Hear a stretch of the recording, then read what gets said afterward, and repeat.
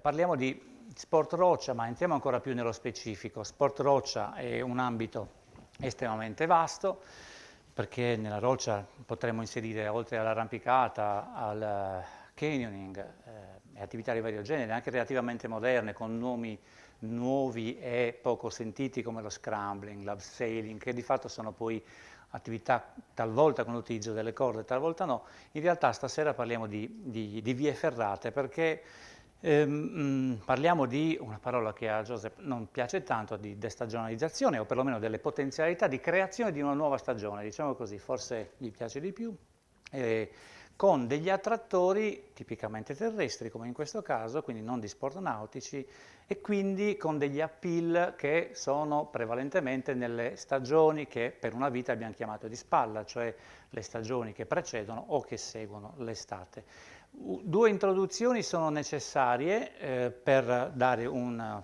filologico al discorso. Cose che sappiamo, che per carità niente di nuovo, ma rimettiamo i puntini sulle i. Sappiamo tutti che la Sardegna soffre di una stagionalità eccessiva, cioè di una concentrazione delle presenze turistiche al centro della stagione estiva, cioè luglio e agosto, e sappiamo, perché ne abbiamo parlato anche con questi appuntamenti, oltre che con tutti gli eventi che diciamo sono stati più o meno collaterali a questo, che i turismi sono tantissimi. Abbiamo sentito parlare prima di ipersegmentazione, e questo ci ha confermato che ogni turista potenzialmente è un turismo diverso rispetto a un altro. E come potete leggere qua, il turismo terrestre, come ho già detto, ha per sua natura un appeal nelle stagioni non tipicamente estive, per questioni meteorologiche, per via della temperatura, cioè attraversare il Supramonte in Sardegna, non dico che ad agosto non si possa fare, ma oggettivamente è la stagione meno adatta rispetto alla primavera o rispetto all'autunno. Quindi nuova stagione o destagionalizzazione, chiamatela come voi. Vediamo che ruolo possono avere in questo le vie ferrate, anche perché sono poco conosciute. Tra l'altro in questo percorso, poi facciamo anche un punto per dire cosa sono, perché presumo che non tutti le conoscano. Questo è un dato che già conosciamo in un grafico semplicemente rielaborato, è un grafico che ci dice che la stagionalità, diciamo così, mi sposto anche per vederla anche dall'altro lato, per vederla insieme, la stagionalità del turismo in Italia e in Sardegna, questi sono dati Istat per quanto riguarda l'Italia e di Sardegna Statistiche per quanto riguarda la Sardegna, hanno quel picco nella stagione di luglio e agosto. La Sardegna è ancora più critica, cioè la curva rossa è quella italiana, che ovviamente ha la criticità nella stagione estiva. La Sardegna è più critica perché vedete che nelle stagioni invernali è come se il turismo non esistesse, è vicino allo zero.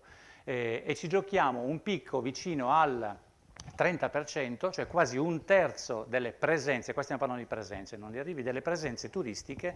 Questi sono dati delle presenze nelle strutture ricettive, quindi alberghiere ed extraalberghiere, quindi quasi un terzo che ci giochiamo in un solo mese, ad agosto, per cui evidentemente il problema e il ruolo che il turismo attivo, di cui stiamo parlando in questi giorni, deve avere è quello di sollevare la stagione, diciamo quella delle stagioni laterali rispetto a quella estiva, portando diciamo, in alto i numeri di quel periodo e permettendo così alle strutture ricettive, ma tutti dei servizi turistici di lavorare. Questo è uno dei problemi che credo che a questo punto tutti conosciamo, se non saremo qui a parlare di potenziamento del turismo attivo.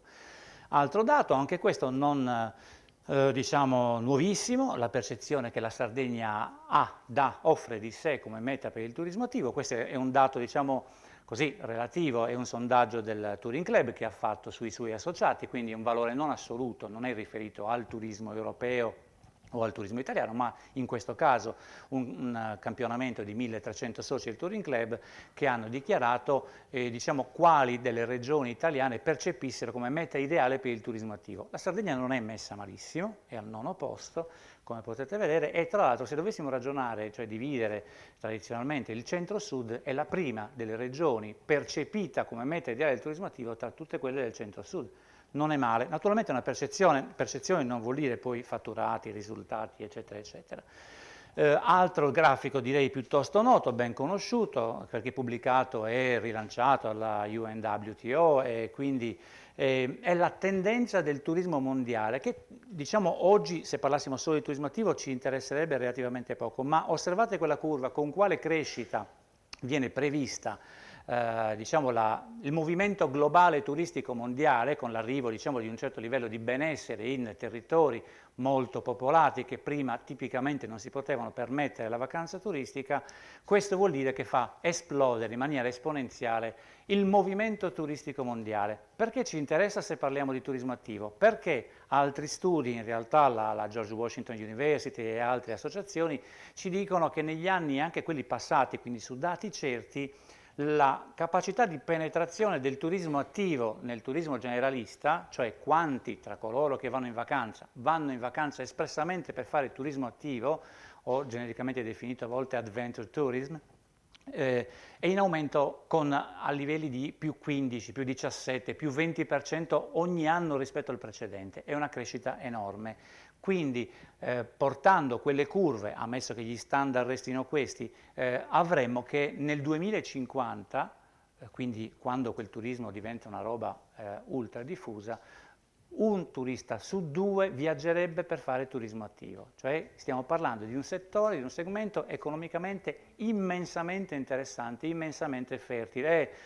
Uso una metafora consumata, stropicciata, noiosa, è come se avessimo appena assaggiato la bocca di una miniera, terribile come metafora, lo so che l'abbiamo consumata, ma in questo caso è davvero quello, davvero il turismo attivo abbiamo appena iniziato a toccarlo. Ora vie ferrate perché di quello dobbiamo parlare. Le vie ferrate sono un segmento che non è l'arrampicata, e questo vorrei sottolinearlo, benché già l'arrampicata di suo, sport verticale, che si riferisce quindi sempre alla roccia, muove dei numeri interessanti. Delle stime ci dicono che Calagonone, che è un po' una delle mete tradizionali, storiche per l'arrampicata sportiva in Sardegna, conta circa 12.000 arrivi annui, quindi possiamo ipotizzare 36.000 presenze se ognuno di questi trascorresse almeno 3 notti in media a Calagonone, quindi numeri non secondari, quindi non più nicchie, o comunque se lo sono state stanno andando a diventare dei numeri seriamente interessanti. La via ferrata è vero che siamo su roccia, è vero che usiamo le mani, è vero che indossiamo un imbrago e un casco, ma di fatto diventano quasi dei dispositivi di protezione individuale, non è più l'imbrago che uso per non cadere in un volo in arrampicata. Si procede su un cavo d'acciaio fondamentalmente, che è come se fosse una linea vita, e quindi diciamo le abilità che vengono richieste all'escursionista che affronta questo tipo di percorsi non sono paragonabili a quelle alpinistiche, benché l'ambito, l'altezza, la verticalità, la roccia gli assomigli tantissimo. Quindi la via ferrata non è alpinismo ed è, possiamo dire, diciamo, anche perché è assimilabile nella scala delle difficoltà escursionistiche alla difficoltà cosiddetta EEA per escursionisti esperti dotati di attrezzature alpinistiche, ma non è una progressione alpinistica. Vado avanti su queste immagini piuttosto rapidamente. Altro focus, ne facciamo altri 2 prima di andare a capire quali sono poi i numeri reali delle vie ferrate. Dove si trovano le vie ferrate? Sono nate nell'arco alpino, sono nate nella zona di confine tra quella che era l'Italia e il Regno Austro-Ungarico, perché nacquero ben prima della Prima Guerra Mondiale, però poi si diffusero fondamentalmente come linea di difesa del confine durante il primo conflitto e poi dopo sono diventate meta ludica, meta di divertimento, e da lì si sono diffuse. Quindi il cuore in realtà l'abbiamo nei nostri confini settentrionali nazionali, e infatti vediamo che nella diffusione mondiale ovviamente la massima concentrazione è in Europa, dove si sono diffuse a macchia d'olio.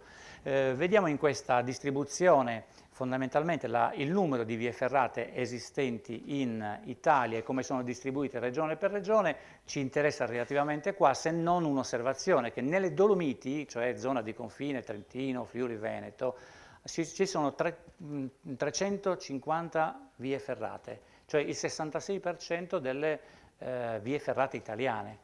Possiamo dire quindi che è un fenomeno tipicamente dolomitico che però poi si sta diffondendo nel mondo. In Sardegna ne abbiamo, come si vedeva dal totale precedente, una dozzina, contandole tutte. In realtà non tutte queste sono considerabili vie ferrate. alcuni sono dei brevi tratti protetti da cavo d'acciaio, spesso senza neanche un gradino, ma diciamo che volendo fare un censimento totale ne contiamo 12. Alcune di queste hanno una funzione davvero attrattore e lo vedremo adesso passando ai numeri. Voglio attirare la vostra attenzione sulle prime tre perché poi su quelle ci concentreremo sui numeri in chiusura. La via ferrata del Cavirol, della Regina e di Giorrè, che si trovano tutte quante a breve distanza tra loro nel nord-ovest dell'isola. Una nota brevissima, non vi voglio annoiare su questi numeri, ma abbiamo voluto poi anche in uno studio con l'Università di Sassari profilare, tentare di profilare, perché non è facile, l'utente è libero, è difficilmente una cosa, posso tenere il numero delle persone che entrano in un albergo perché vengono registrate. Difficilmente riesco a tenere e a contare, a misurare i numeri o le abitudini delle persone che fanno attività. In parte lo si può fare con dei sondaggi che sapete comunque hanno dei margini di errore. Nell'aprile di quest'anno abbiamo fatto un sondaggio diffuso solamente tramite i social, quindi non in cartaceo, e la cosa positiva è che in poco più di 24 ore abbiamo ricevuto la risposta di 700 campioni, diciamo così. 700 persone hanno risposto in poco più di 24 ore. Per chi fa sondaggi sa che non è per niente facile ottenere una risposta così rapida e così immediata. Li abbiamo profilati, in questo caso ci interessa poco, sappiamo più o meno titoli di studio, cioè il livello di studio, la formazione, il genere, maschio, femmina, oppure altri aspetti che diciamo possono essere interessanti per altre cose. Ma vorrei attirare la vostra attenzione su due dati importanti che sono quelli che in realtà qua ci interessano. Cosa abbiamo fatto? Il questionario non l'abbiamo diffuso che so, su social, gruppi social di vie ferrate, perché avrebbero risposto solo persone che frequentano le vie ferrate, ma l'abbiamo diffuso in ambito di gruppi generalisti di escursionismo, dove dentro ci poteva essere di tutto, l'escursionismo è un termine generico, non specifico. Quindi è ovvio che nella risposta, quasi la totalità, 92%, alla domanda quali di queste attività hai praticato negli ultimi 2 anni, hanno praticato del trekking, dell'escursionismo diciamo tipico, puro. La cosa molto interessante è che 1 su 2, la metà, ha frequentato almeno una via ferrata, almeno una, vuol dire probabilmente anche di più, ma una di sicuro. Quindi l'attività della frequentazione delle vie ferrate è molto diffuso tra i praticanti dell'escursionismo tradizionale e non è quindi una prerogativa tipica degli ambiti ipertecnici, degli ambiti escursionistici molto tecnici. Nell'immagine successiva, alla domanda in quale stagione prevalentemente, se hai percorso una via ferrata negli ultimi 2 anni, in quale stagione l'hai percorsa, qua abbiamo la risposta sulla stagionalità. Vedete che i numeri più bassi sono d'estate, quella che è la nostra stagione turistica, ma evidentemente non adatta all'uso delle vie ferrate, benché in realtà le vie ferrate beneficino indirettamente di una maggiore presenza turistica sull'isola, evidentemente, l'inverno è la seconda stagione, ma le 2 stagioni dominanti sono la primavera e l'autunno. Le stagioni per frequentare le vie ferrate evidentemente sono quelle già spontaneamente definite di spalla o definite media stagione, ma che in realtà sono estremamente potenziabili. Questi i 2 elementi, secondo me, più importanti che sono emersi da questa indagine, di questi 700 campioni che hanno risposto. Andiamo avanti sul diciamo, caso di studio, focalizziamoci sulle 3 vie ferrate che vi dicevo prima, le 3 del nord-ovest, perché ci permettono di prendere una misura della presenza in un'area. Avremmo voluto fare qualcosa di più complesso, calcolato anche con i numeri degli arrivi tramite l'aeroporto di Alghero, che in quel caso è il più vicino a quest'area del nord-ovest. In realtà abbiamo fatto dei confronti solo con i numeri di presenze e di sbarchi all'isola dell'Asinara. Abbiamo fatto una serie di incroci complessi, che ovviamente non è il caso che stiamo qui ad analizzare. Come abbiamo misurato le presenze delle vie ferrate? Per tradizione, per abitudine, non ovunque, nelle vie ferrate si trova un libro via, un libro dove chi frequenta, percorre la via ferrata lascia un nome, un pensiero se vuole. È evidente che non tutti quelli che fanno la via ferrata scrivono qualcosa e quindi potenzialmente è molto maggiore il numero dei frequentatori di una via ferrata rispetto a quelli che scrivono. Abbiamo voluto epurare ogni dubbio, abbiamo contato solo le firme, cioè solo coloro che realmente hanno lasciato una firma, sapendo benissimo che è una percentuale forse del 20%, ma anche di più, in realtà supera questi numeri. In queste 3 vie ferrate, in tutte e 3 c'è un libro di vetta, quindi come dicevo chi vuole passa e scrive qualcosa. Abbiamo interpretato quelle che sono le scritte, Siamo riusciti, e non li vediamo qui oggi perché non abbiamo il tempo, ma che forse non sareste necessariamente interessati, abbiamo valutato, non possiamo valutare la nazionalità, perché un giapponese magari scrive in inglese e quindi non posso sapere. Abbiamo valutato però italiano e straniero, questo sì, tendenzialmente l'italiano in Italia scrive in italiano, uno straniero di qualunque nazionalità sia scrive o nella sua lingua, ci sono anche scritte in arabo e in altro, oppure in inglese. Quindi siamo riusciti almeno a fare delle valutazioni, delle stime di massima sulla presenza italiana e la presenza straniera. Su questo non ci soffermiamo oggi, abbiamo però dovuto contare una a una le firme. Dunque, qua in questo grafico incominciamo a vedere, per me è già illuminante, però ne parliamo insieme. Abbiamo in celeste le presenze nelle strutture ricettive nel 2017, cioè le notti che sono state fondamentali, che venivano trascorse in quel periodo. Nella curva rossa abbiamo le presenze, qua proprio siamo andati direttamente al cuore dei numeri, le presenze in quelle 3 vie ferrate in quel periodo, cioè qua abbiamo voluto buttare insieme dentro un unico contenitore le presenze 2014 e 2017, naturalmente quello che ci interessa qua non è i numeri, è chiaro che le presenze in Sardegna sono immensamente superiori, ma la distribuzione percentuale, cioè posto 100 persone che hanno frequentato quel luogo, con quale percentuale si sono distribuite durante l'anno, e così anche per le presenze in Sardegna, quindi fondamentalmente per avere la curva stagionale. Eccola qua, a me questo grafico già dice una gran cosa, che la via ferrata ha già di suo una funzione di creazione di un'altra stagione o di potenziamento della bassa stagione, perché nella sua distribuzione annuale non ha quei picchi critici che abbiamo, di cui soffriamo tipicamente in Sardegna a luglio e agosto, ed ha invece una coerenza che quasi si estende anche in stagioni, insomma, diciamo, non tradizionali come marzo, come novembre e dicembre. Mi dice che la presenza del turista, del frequentatore di una via ferrata prescinde dalla stagionalità, dal picco di stagionalità del quale si soffre in Sardegna. E per me questo è già il grafico chiave. Poi su questi altri non mi soffermerei, stiamo parlando di una totalità di circa 13.000 presenze, cioè 13.000 firme contate, okay? Quindi non stiamo parlando di 100 persone, quindi un dato minimo troppo basso per essere interessante, per essere valutabile, stiamo parlando di 13.000 persone che quindi in un periodo di un quadriennio che quindi ci danno una certa affidabilità dei dati. In alcuni casi, nel caso della via ferrata del Cavirola, da Alghero a Capocaccia, abbiamo addirittura dati disponibili dal 2006, quindi 12 anni di dati disponibili che ci permettono di osservare con maggiore tranquillità delle curve che non sono relative a un solo anno. Qua vediamo infatti così un po' mischiati i dati del quadriennio, cioè 4 curve diverse delle presenze del Cavirola, che è abbastanza costante come vedete. Il Cavirola, a differenza delle altre due, essendo costiera, essendo sul mare, è l'unica che ha effettivamente un picco su agosto, perché come dicevo è ovviamente connessa, naturalmente connessa a un aumento delle presenze su Alghero, sull'area, nella stagione di agosto, quindi comunque è inevitabile che un po' di presenze in più ci siano. Cosa che invece vediamo qua addirittura in maniera quasi random sulla via ferrata di Giorrea a Cargeghe, un paesino di 300 anime a 2 passi da Sassari, quindi sull'interno, non sul mare, non un paesaggio particolarmente noto, particolarmente promosso. Idem via ferrata della Regina a Monteleone Roccadoria, dove le frequenze possono essere random dovute alla stagione, all'andamento, al clima, e comunque non soffrono di quel picco di stagionalità tipicamente estivo. Sto andando in chiusura, ecco, questa è un'immagine della via ferrata della Regina.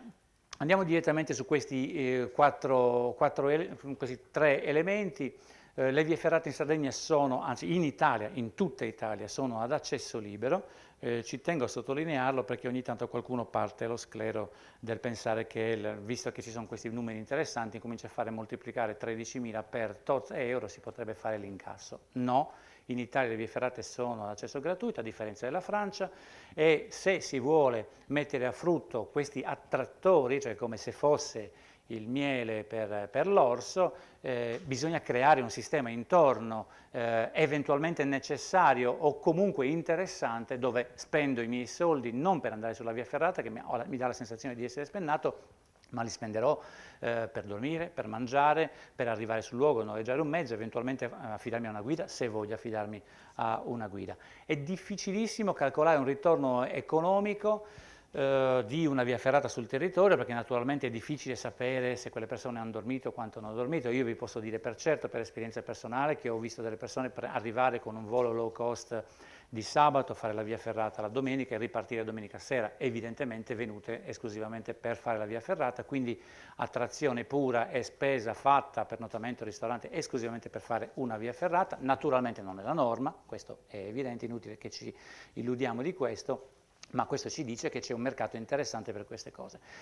Quindi che fare? L'idea di creare delle aree di attrazione, come ho scritto qua, tematiche, in Sardegna, esattamente come in realtà in maniera quasi naturale hanno fatto queste 3 ferrate nel nord-ovest che diventano un'attrazione per quell'area, mi portano ad andare lì a dormire sul posto perché ho più cose, non è nuova. Ci sono degli studi francesi che hanno applicato questo è un esempio tratto dal sito delle vie ferrate francesi del Briançonnais, in un'area nell'arco di 30 km hanno realizzato 11 vie ferrate. Stiamo parlando di ferrate che nel 97, 20 anni fa, contavano ciascuna fino a picchi di 4.000 persone. Oggi la più fortunata in Sardegna ne raggiunge 3.000, ma se loro erano a 4.000 20 anni fa, probabilmente oggi hanno problemi di overtourism, di sovraturismo, di sovraccarico. Quindi so what, nel senso e quindi cioè, cosa facciamo? Secondo me questi numeri vanno messi a frutto, sono estremamente potenziabili, da gestire per evitare quei problemi di sovraturismo che dicevamo prima. Naturalmente non si può pensare che una presenza triplicata possa non essere regolamentata, quindi in qualche modo va fatto, però le potenzialità per sfruttare l'attrattore via ferrata poco conosciuto, di questo me ne rendo conto, credo che siano da cogliere nell'istante in cui si decide di pianificare il turismo attivo in Sardegna. Finito. Tourism Call to Action, 7 incontri formativi per la crescita turistica della destinazione Sardegna. Iscriviti su www.aeroportodiolbia.it.